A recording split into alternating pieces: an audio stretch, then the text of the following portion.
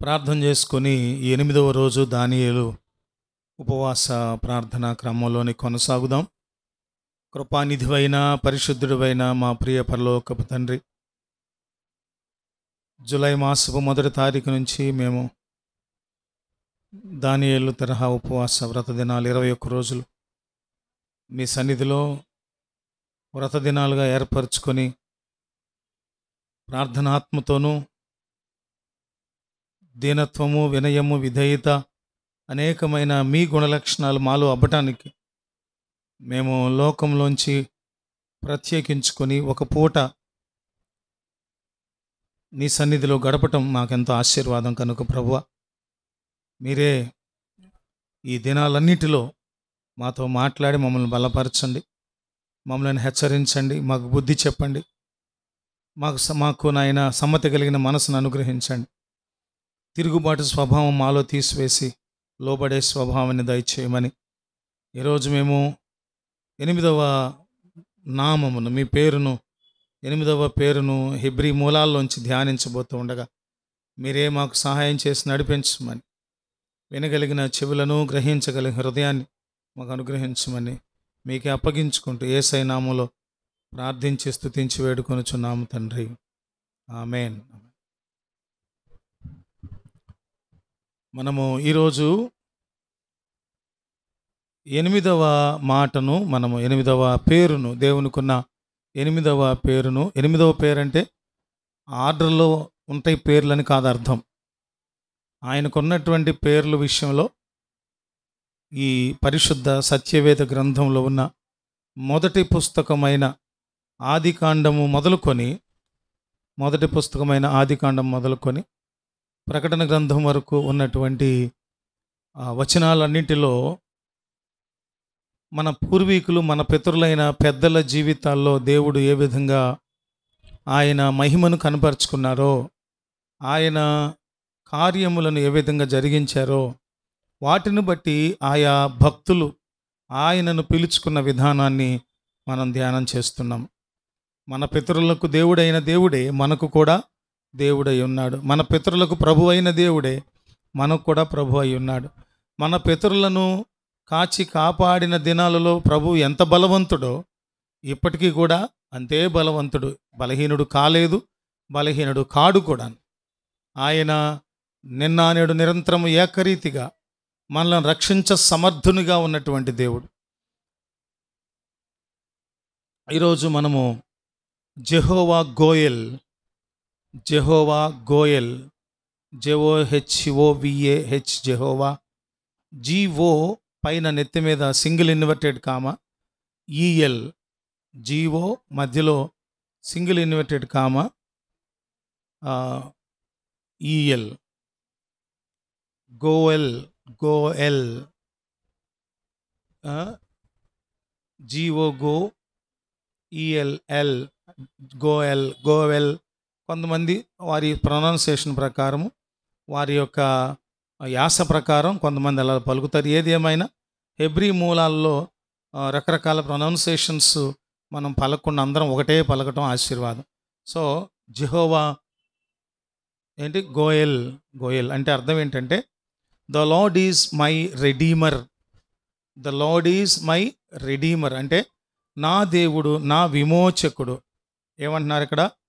నా దేవుడు, నా విమోచకుడు. అది ఈ జెహోవా గోయెల్ అనే దానికి ఉన్న అర్థం. అర్థమైందండి? అయితే the lord is my redeemer అంటే నా ప్రభువు, నా విమోచకుడు. అది నా విమోచకుడు అనే వ్యక్తిగతమైన భావనతో కూడినటువంటిదిగా ఈ మాట ఉంది. అయితే మనందరికీ కూడా దేవుడు విమోచకుడే. విమోచకుడు అనే మాటకు వచ్చినప్పుడు దేవుడు చెరల్లోంచి, బంధకాల్లోంచి, దాస్య శృంఖలాల్లోంచి, శత్రు పీడనలోంచి, దుష్టుని ఎత్తుగడల్లోంచి మనలందరిని కూడా విమోచించేవాడు దేవుడు. మనల్ని విమోచించి మనలను చెర విముక్తులుగా, బంధ విముక్తులుగా, దాస్య విముక్తులుగా చేసేవాడు మన దేవుడు. ఇదే క్రమంలో దేవాది దేవుడే మానవావతారిగా యేసుక్రీస్తు ప్రభు నామధేయునిగా ఈ భూమి మీద జన్మించినప్పుడు ఆయన ఒక శాశ్వతమైన విమోచన కార్యాన్ని చేశారు. ఇంకా ఎన్నటెన్నటికీ ఎవరు ఏ విమోచన కార్యములు చేయనక్కర్లేనటువంటి ఏకైక విమోచన కార్యాన్ని యేసుక్రీస్తు ప్రభు ఒక పస్కా గొర్రె పిల్లవలే సర్వ మానవాళి పాప పరిహారార్థం అందరి పాప శాప విమోచన కొరకు ఆయన కలువరి సిలువలో బలియాగముగా అర్పించబడి విమోచించాడు మనల్ని. విమోచించుట అంటే అర్థం ఏంటంటే బంధకాల్లోంచి విడుదల చేయటం, శ్రమలలోంచి విడుదల చేయటం, అపవాది చిక్కుబట్టినటువంటి వలల్లోంచి విడుదల పొందటం, అది మనందరికీ విమోచన. ఈ పదం ఎక్కువగా ఎక్కడ వాడతారంటే దాస్యములో ఉన్నవారు, దాస్య శృంఖలాల్లో ఉన్నవాళ్ళు విమోచింపబడటం. నేను ఈ మధ్యకాలంలో అన్యాయంగా అక్రమంగా అన్యాయపు తీర్పుల ద్వారా మన దేశంలో ఉన్నటువంటి భయానకమైనటువంటి శిక్షలు విధించే జైళ్లలో కొంతమందిని ఉంచారు. వారి నిండు జీవితం, కొంతమంది 8 ఏళ్ళు, కొంతమంది 14 ఏళ్ళు, కొంతమంది 20 సంవత్సరాల పాటు, 25 సంవత్సరాలు, 30 సంవత్సరాలు నేరము చేయకుండానే, రుజువు కాకుండానే శిక్ష అనుభవించి చివరికి బయటకు వచ్చేప్పటికి వీరిలో పరిశీలన చేయగా, పరిశోధించగా ఏ నేరము కనపడలేదు. వీరి మీద అపవాదులు ఏవైతే వేయబడ్డాయి అవన్నీ ఒకటి కూడా నిజం కాదు అని ఒక స్టేట్మెంట్ ఇచ్చి విడుదల చేస్తారు. ఎప్పుడు విడుదల చేస్తారు? 20 సంవత్సరాల శిక్ష అనుభవించాక.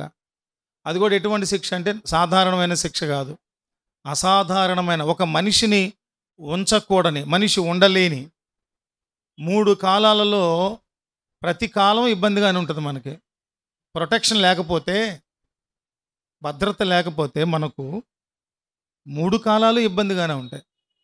ఇల్లు లేదు సరైంది, ఒక 20 రంధ్రాలతో ఉందనుకుందాం కప్పు, వర్షాకాలం ఇబ్బందే, చలికాలం ఇబ్బందే, వేసవికాలం ఇబ్బందే. కొన్ని సెల్ క్యాప్స్యూల్స్ అంటారంటే చిన్న ఒక మనిషి మాత్రమే పడుకుంటానికి ఎంత వెడల్పు స్థలం ఉంటుందో, 3 అడుగుల వెడల్పు, 7 అడుగులు పొడుగు, ఇంతే, 4 అడుగులు మహా అయితే. అక్కడే టాయిలెట్, ఓపెన్ టాయిలెట్, అక్కడే వాళ్ళు తినాలి, అక్కడే పడుకోవాలి, అక్కడే నిద్రపోవాలి. ఇవన్నీ చాలా కఠోరమైనటువంటి శిక్షలు కొంతమంది అనుభవిస్తూ వచ్చారు. ఎంతమంది పోరాడినా వాళ్ళని విడుదల చేయలా. చాలా చరిత్రలు ఉన్నాయి ఇట్లాంటివి. అట్లాంటి వారు బయటకు వచ్చిన తర్వాత వారు పడిన శ్రమలు చెప్తారు. వాళ్ళు బయటకు రావడానికి హేతువులేమో చాలా ఉండుండొచ్చు. ఏది ఏమైనా మనుషుల లేదా రకరకాలైనటువంటి అన్యాయపు తీర్పుల ద్వారా బంధించబడిన వాళ్ళు ఎప్పుడైతే ఆ శిక్ష నుంచి బయటపడతారో ఆ విమోచింపబడిన సంతోషం వారిలో కనపడుతుంది. అర్థమవుతుందా? జెహోవా గోయెల్ అంటే మనకు అర్థమయ్యేది ఏంటంటే నా దేవుడు లేదా నా ప్రభువు, నా విమోచకుడు, నా రిడీమర్, విమోచకుడు.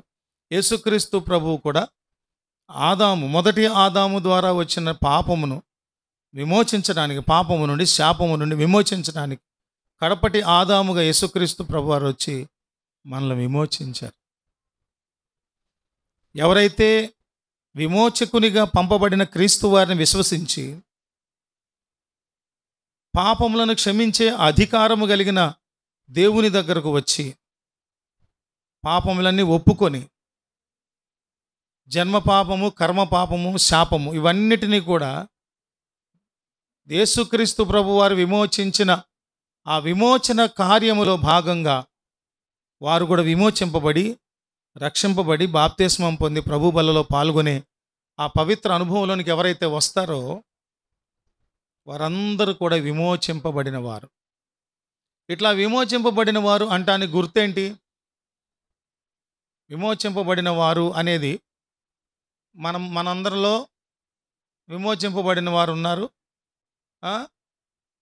కొన్నిసార్లు విమోచింపబడని వారు ఉంటారు. ఏంటి గుర్తు? ఈ సహోదరి విమోచింపబడ్డారు. యేసయ్య చిందించిన శిలువ రక్తంలోంచి ద్వారా వీళ్ళు విమోచింపబడ్డారు. నూతన నిత్య నిబంధన రక్తమును శిలువలో చిందించుట ద్వారా, క్రయధనముగా వెలగా చెల్లించుట ద్వారా విమోచింపబడ్డారు అనేటటువంటి విషయాన్ని మనము ఒక వ్యక్తిలో, ఒక విశ్వాసిలో, విమోచింపబడిన వ్యక్తిలో ఎలా చూడగలం?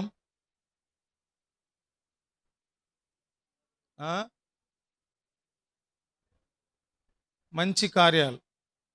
ఇంతకుముందు మంచి కార్యాలే చేశారు, అపార్థం చేసుకొని నేరారోపణ చేసి లోపల పడేశారు.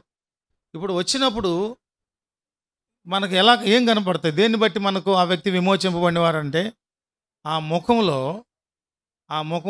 ఆనందం ఉంటుంది. విమోచింపబడిన వారి ముఖాల్లో ఏముంటుంది? ఆనందం. ఎటువంటి ఆనందం అంటే జోకేసి నవ్వించినప్పుడు నవ్వే ఆనందం. అవునా?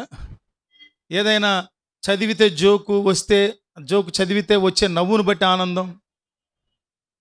ఎక్కడో ఎవరో మనకు నవ్వొచ్చేట్లుగా ముఖ వచ్చర్సు, కదలికలు, ప్రవర్తన కనబడితే నవ్వటం, అది కాదు.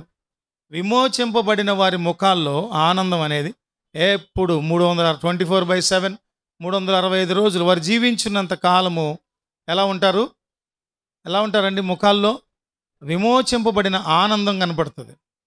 ఇంకొకటి ఏం కనపడుతుందంటే వాళ్ళు విమోచన గీతాలు పాడతారు. ఎగ్జాంపుల్ ఏంటంటే, మోషే నాయకత్వంలో ఐగుప్తు దాస్యంలోంచి ఇజ్రాయెల్ ప్రజలందరినీ కూడా ఎర్ర సముద్రం దాటించి ఏం చేశారు? కనానుకు వచ్చినప్పుడు వాళ్ళందరూ కూడా విమోచన గీతాలు పాడేవారు. మిరియాము ఏం చేసింది? యెహోవాను గానము చేసెదము ఏకముగా మనకు రక్షకుడాయని విమోచన గీతాలు పాడతారు. విమోచింపబడిన వారు మౌనంగా ఉండలేరు. విమోచింపబడిన వారు దిగులు, చింతతో ఉండరు. విమోచింపబడిన వారు కోపంతో, చిరాకుతో ఉండరు. విమోచింపబడిన వారి ముఖాల్లో ఎప్పుడు సంతోషం ఉంటుంది. విమోచింపబడిన వారి హృదయాల్లో ఎప్పుడు కూడా ఏముంటుందంట? సంతోషం ఉంటుంది. ఇంకా ఏముంటాయంటే ఎప్పుడు విమోచన గీతాలు పాడతారు. సియోను పాటలు సంతోషముగా పాడుచు సియోను వెళ్ళుదము. మేము విమోచింపబడ్డాం. మాకు ఈ లోకంతోనూ, లోకంలో ఉన్న శాపంతోనూ, లోకంలో ఉన్న ఆచారాలతోనూ, పద్ధతులతోనూ సంబంధం లేదు. మేమందరం కూడా విమోచింపబడిన వాళ్ళం. పాటలు పాడుకుంటూ ఏం చేస్తాము? సియోనుకు వెళ్ళిపోతాం. చనిపోకముందు నీ సేవలో, చనిపోయాక సియోనులో. ఇదే విమోచింపబడిన వాళ్ళు ఏం చేస్తారంటే, ఒకటి ఎప్పుడు సంతోషంగా ఉంటారు. రెండవది ఎప్పుడు విమోచన గీతాలను పాడుతూ ఉంటారు. ఇంకోటి ఏంటంటే, విమోచింపబడిన వారు ఒకచోటే స్థిరంగా ఉండిపోరు. విమోచింపబడిన వాళ్ళు దేని కొరకు ఎదురు చూస్తారంటే, దేహము యొక్క విమోచన కొరకు ఎదురు చూస్తూ ఉంటారు. విమోచింపబడిన వాళ్ళు దేనిలో విమోచింపబడ్డారు? పాపంలోను, శాపంలోను, అన్నిటిలోంచి విమోచింపబడ్డాం, కడగబడ్డాం, శుద్ధి చేయబడ్డాం. వాళ్ళందరూ కూడా సంతోషంగా ముఖ వర్చస్సులో ఆనందం, విమోచన గీతాలు పాడటం. మూడోది ఏంటంటే, ఇప్పుడు చెప్పుకున్నాగా, ఏంటది? దేహ విమోచన కొరకు వాళ్ళు ఎదురు చూస్తారు. అంటే మత్స్య శరీరము ఏమవుతుంది? అమర్త్యతను ధరించుకొని దేవునితో సదాకాలం జీవించడానికి, ప్రభుతో వెళ్ళిపోవటానికి, మధ్యాకాశపు విందులో పాల్గొని నిత్యము నిరంతరం దైవరాజ్యములో జీవించటం కొరకు ప్రపంచ క్రైస్తవ పరమావధి అదే. అర్థమవుతుందా? ఆ తర్వాత యెషయా పుస్తకం 44:6 దీనికి సంబంధించిన ఈ నామమునకు, దేవుని నామమునకు సంబంధించిన ఆధార వచనం మనకు కనపడుతుంది. యెషయా పుస్తకం 44:6 ఇశ్రాయేలీయుల రాజైన యెహోవా, వారి విమోచకుడైన సైన్యములకు అధిపతియగు యెహోవా ఇలాగు సెలవిచ్చుచున్నాడు, నేను మొదటివాడును కడపటివాడు, నేను తప్ప ఏ దేవుడును లేడు. ఆయన అంటున్న మాట ఏమంటున్నాను, ఇశ్రాయేలీల రాజైన యెహోవా, వారి విమోచకుడైన సైన్యములకు అధిపత్యగా యెహోవా సెలవిస్తున్నటువంటి మాట. యెహోవా ఎవరంట? వారి విమోచకుడు. ఆ మొదటి నుంచి ఉన్నటువంటి వచనాలు చదివితే, మనం 6వ వచనం కదా చదివాం, 1, 2, 3, 4, 5 వచనాలు చదివితే ఈ విమోచింపబడిన వారు ఎవరో వివరాలు కనబడతాయి మనకు. ఇప్పుడు మనం సంక్షిప్తంగా ధ్యానించే అంశం కనుక మనము తక్కువ టైంలోనే ఈ విషయాన్ని మనం ధ్యానించి గొలుసు ప్రార్థనలోకి వెళ్ళవలసి ఉంది కనుక ఎలాబొరేటెడ్గా వేరే వేరే విషయాలు, దీనితో ముడిపడి ఉన్న విషయాలు మనము తర్వాతకు వాయిదా వేసి తర్వాత చర్చించుకుందాం. అదే యెషయా పుస్తకంలో 47వ అధ్యాయము 4వ వచనంలో చూసినప్పుడు, సైన్యములకు అధిపతియు ఇశ్రాయేలు యొక్క పరిశుద్ధ దేవుడునకు యెహోవా అని మా విమోచకునికి పేరు. మన యెహోవాయే మన విమోచకుడు. ఏముంది మన పేరు? జెహోవా గోయెల్. గోవెల్ లేదా గోయెల్ అంటే అర్థం ఏంటంటే, the lord is my redeemer. నా దేవుడు, నా ప్రభువు, మా రాజు, మా విమోచకుడు. ఇశ్రాయేలు యొక్క పరిశుద్ధ దేవుడు, ఇశ్రాయేలు యొక్క పరిశుద్ధ దేవుడు మా విమోచకుడు. ఇశ్రాయేలు యొక్క పరిశుద్ధ దేవుడు మా విమోచకుడు. ఆయన పేరు ఏమనుంది ఇక్కడ? యెహోవా అని మా విమోచకునికి పేరు. సో దేవునికి ఆ పేరు ఎలా పెట్టారు? ఆయన విమోచించారు కాబట్టి ఆ పేరు. విమోచించే దేవుడు కనుక ఆయన పేరు జెహోవా గోయెల్ అని మనము పిలుచుకుంటాం. ఇంకొకటి ఏంటంటే, మొన్న మనం చెప్పుకున్నాగా యావే, హెబ్రీ భాషలో పిలుచుకునేటటువంటి మంచి గొప్పదైన ఆత్మీయమైన పరిపూర్ణమైన అర్థం ఇచ్చేటటువంటి ఒక పేరు యావే. YHWH మనము స్పెల్లింగ్ చూసుకుని యావే. ఇక్కడ మనం గమనించినప్పుడు దేవుని యొక్క పాత్ర, దేవుని యొక్క రోల్ ఏంటంటే, this name emphasizes God's role as the one who rescues, delivers and restores his people. దీనిలో ఉన్నటువంటి మూల భావం అర్థం ఏంటంటే, ఈ పేరు మనకు తెలియజేసేది ఏంటంటే, ఆ దేవుడు, మన దేవుడు, యెహోవా దేవుడు, యావే దేవుడు ఏం చేస్తారంట?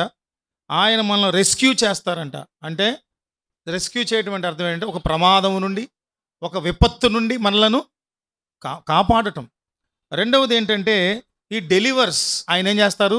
విమోచిస్తారు. విమోచన అనేటటువంటిది అది ఎంతకాలం నుంచి జరుగుతుందనేది మనకు తెలియదు, కానీ ఎంతో కాలంగా అణచివేయబడటమో, బంధించబడి ఉండటమో, దాస్యంలో ఉండటమో, చెరలో ఉంచటమో, అటువంటి వాటి నుంచి బయటకు వచ్చిన వాళ్ళని ఏం చేస్తామంటే, ఏమంటామంటే విమోచింపబడిన వారు. అంతేకాదు, మనకు ఊహ తెలిసిన దగ్గర నుంచి మనకు అలవాటైన దురలవాట్లను, దురవ్యసనాలను చాలా చిన్నదాని దగ్గర నుంచి పెద్దదనబడే దాని దగ్గర వరకు కూడా చిన్నప్పటి నుంచి చుట్టుపక్కల ఉన్న పరిస్థితుల దృష్ట్యానో, కొందరిని చూడటం ద్వారానో మనం గనక వాటికి అలవాటు పడిపోతే, ఎడిక్ట్ అయిపోయినప్పుడు అవన్నీ కూడా మనలను బందీలుగా ఉంచినటువంటి బంధకాలే. త్రాగుడు ఒక బంధకం, చెడు చూపులు ఒక బంధకం, అబద్ధాలాటం ఒక బంధకం, వ్యభిచారం ఒక బంధకం, మోసాలు చేయటం ఒక బంధకం. ఎన్ని రకాలు ఉన్నాయి, అవన్నీ మనకు బంధకాలుగా బంధించి ఉంచాయి మనల్ని. వాటన్నిటి నుంచి మనం విముక్తి పొందాలి. ఆ విముక్తి చేయగలిగిన వాడు మన విమోచకుడైన దేవుడు, జెహోవా గోయెల్. ఆ విషయాన్ని మనం చూసినప్పుడు ఇర్మియా పుస్తకం 50వ అధ్యాయం 34వ వచనం. ఇర్మియా పుస్తకం 50 అధ్యాయం 34వ వచనం. వారి విమోచకుడు బలవంతుడు, సైన్యములకు అధిపత్యకు యెహోవా అని ఆయనకు పేరు. భూమికి విశ్రాంతి కలుగు చేయుటకును, బబులోను నివాసులను కలవరపరచుటకును ఆయన బాగుగా వాదించి వారి వ్యాజ్యమును కడముట్టించును. ఇక్కడ అంటున్న మొదటి చర్య ఏంటంటే, యెహోవా అని ఆయనకు పేరు, భూమికి విశ్రాంతి కలుగు చేయుటకును. భూమికి విశ్రాంతి కలుగు చేయటం అంటే అర్థం ఏంటంటే, భూమి కూడా ఏం చేయబడింది? విమోచింపబడాలి. భూమి కూడా ఏం చేయబడింది? శపింపబడింది. ఎవరిని బట్టి? ఆది మానవులైన, ఆది పురుషులైన, ఆది మానవులైన, లేకపోతే ఆది పితరులైన మన వాళ్ళైన వాళ్ళ ఆ, అతిక్రమ కారణంగా ఈ భూమి కూడా ఏం చేయబడింది అని రాయబడింది? శపించబడింది. ఏమని? ఇక మీదట నువ్వు ఏం చేస్తావు? నువ్వు ముళ్ళ పొదల్ని, గచ్చ పొదల్ని మొలిపిస్తుంది. నువ్వు కష్టపడి చెమటోడ్చి భూమిని దున్ని సేద్యపరచాలి. అంతకుముందు దేవుని సృష్టి అయిన ఏదేనులో ప్రతి చోట కూడా నీకు ఈ ముళ్ళ తుప్పలు, గచ్చ పొదలు, ఈ దరిద్రం, చెత్త, బ్రహ్మజముడు, నాగజముడు, ఇట్లాంటి చెత్త పొదలు, గచ్చ పొదలు, ముళ్ళ పొదలు ఏమీ లేవు. సమస్త సృష్టిలోనూ అంత మనిషికి ఉపయోగపడేటటువంటి ఔషధాలకు వచ్చి, ఆహారానికి వచ్చే అన్ని రకాలైన సృష్టించబడ్డాయి. ఎప్పుడైతే భూమి శపించబడిందో అప్పుడు గచ్చ పొదలు, ముళ్ళ పొదలన్నీ భూమి మొలిపించడం మొదలుపడింది. ఈ రోజు కూడా చెత్తా చెదారం, గచ్చ పొదలు, ముళ్ళ పొదలు ఇవన్నీ ఎవ్వరూ సాగు వేసి విత్తనాలు వేసి మొలిపించట్ల. కొండల మీద, మన ఖాళీ స్థలాల మీద, బీడుల మీద ఎవరు మొలిపించక్కర్లా. అవునా అమ్మా? మన కట్ట మీద పోతా ఉంటే మొలిపించిన వాటికంటే మొలిపించనివి ఎక్కువ ఉంటాయి. అందుకని ఏం చేస్తారు? ఈ మొలిపించని చెత్త ఎక్కువ ఉంటుందని స్థల యజమానులు చక్కని గార్డెన్స్, చక్కని మొక్కలు, చెట్లు, అందమైన వాటిని మొలిపించుకుంటున్నారు. మొలిపించినా కూడా ఆ మొక్కల చుట్టూ మనం ఏమీ పెట్టకుండా అవే మొలిచిపోతా ఉన్నాయి. భూమి ఏం చేయబడింది? శపించబడింది. అందుకని భూమి ఏం చేస్తుందంట? మూలుగుతూ ఉందంట. భూమి మనుషుల భారంతో, మనుషుల పాప భారంతో, మనుషుల అతిక్రమంతో, విచ్చలవిడి బతుకుతో, క్రోధాలు, ద్వేషాలు, ఈర్ష్యలు, పగలు, ప్రతీకారాలు, వీటన్నిటితో భూమి ఏమైపోయింది? భూమి ఏమైపోయిందంటే చెడుగుతో, మకిలితో, మస్టుతో కుళ్ళిపోయినట్టుగా అయిపోయింది. దేవుడు సృష్టించిన నాటి భూమి వేరు, ఇప్పుడున్నటువంటి భూమి వేరు. సృష్టి నాశనానికి ఏమైపోతుంది? జోగుతూ ఉందంట. సృష్టి ఏమైపోతుందంట? నాశనానికి జోగుతూ ఉందంట. జోగటం అంటే అర్థం ఏంటి? మెల్లమెల్లగా ఏమైపోతుంది? నాశనానికి అయిపోతుంది. ఎక్కడ చూడు భూకంపాలు, ఎక్కడ చూడు కరువులు, ఎక్కడ చూడు సునామీలు. అందుకని భూమి కూడా విమోచన కొరకు ఎదురు చూస్తుంది. అక్కడ అంటున్నాడు, భూమికి విశ్రాంతి కలుగజేయుటకును. దేనిని బట్టి భూమికి విశ్రాంతి కలుగుతుందంటే దేవుడు భూమిని కూడా విమోచిస్తాడు. ఈ భూమి అంతా ఏమైపోద్ది? ఆకాశం, సూర్యచంద్ర నక్షత్రాదులు కూడా చీకటి కమ్ముతాయి, అన్నీ అయిపోతాయి. దేవుడు ఏం చేస్తాడంటే భూమి ఆకాశములు మిక్కుటమైన వేండ్రముతో లయమైపోతే క్రొత్త భూమిని, క్రొత్త ఆకాశాన్ని దేవుడు సృష్టిస్తారు. అప్పుడు భూమికి విమోచన కలుగుతుంది. ఆ విమోచన కలగజేయటానికే వచ్చిన దేవుడు, ఆ ఉద్దేశం కలిగి ఉన్న దేవుడు బబులోను నివాసులను కలవరపరచడానికి. బబులోను నివాసులు అంటే ఎవరు? మొట్టమొదట దేవుని మీద తిరుగుబాటు చేసిన వారు. దేవుని కంటే హెచ్చుగా మనం భద్రత కల్పించుకుందామని ప్రయత్నం చేసిన వాళ్ళు. నిమ్రోదు అనేవాడు బాబేలు గోపురం కడదాం అని అనుకున్న ఆనాటి నుండి దేవునికి వ్యతిరేకంగా బబులోను సామ్రాజ్యం ఎదుగుతూనే వస్తూ ఉంది. ఎన్నో మార్లు తిరుగుబాటు చేస్తూనే ఉంది. వాళ్ళందరినీ కలవరపరచడానికి ఆయన బాగుగా వాదించి వారి వ్యాజ్యమును కడముట్టించును అంటే శత్రువులు ఎవరైతే దేవుని జనాంగాన్ని ఇబ్బంది పెట్టడానికి చూస్తారో వారి వ్యాజ్యాలను దేవుడు కలవరపరుస్తారట. ఇక్కడ చూసినప్పుడు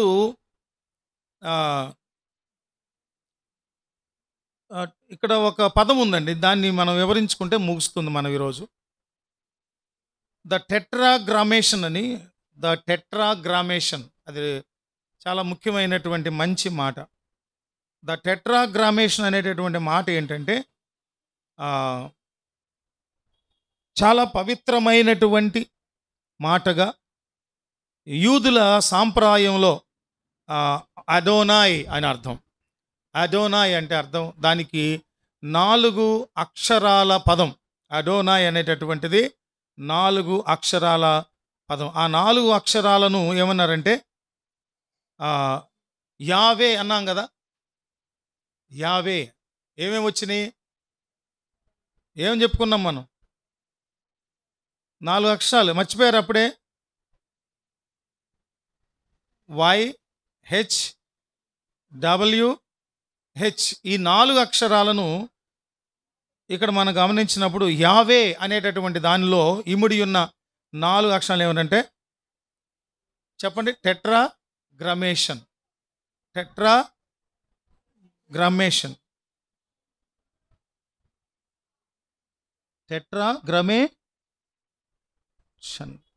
గ్రమేషన్ రైట్.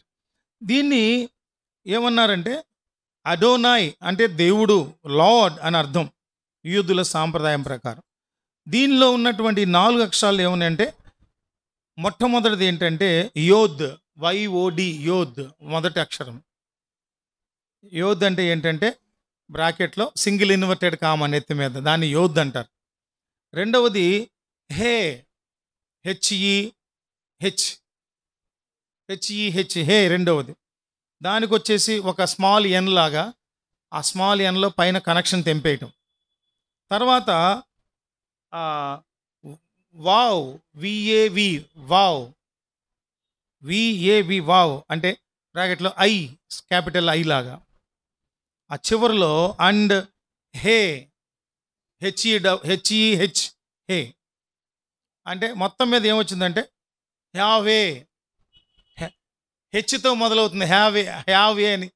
అది ప్రొనౌన్సియేషన్ అనేది మనకు నేర్చుకుంటే హిబ్రూ చక్కగా మనకు అర్థమవుతుంది. అవును, హ్యావే.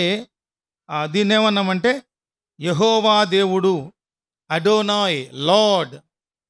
సో ఇన్ని భావాలు మనకు ఇందులో ఇమిడి ఉన్నాయి. యెహోవా నా విమోచకుడు, మా విమోచకుడు అనేటటువంటి భావం వచ్చేటటువంటి మాట జెహోవా గోయెల్.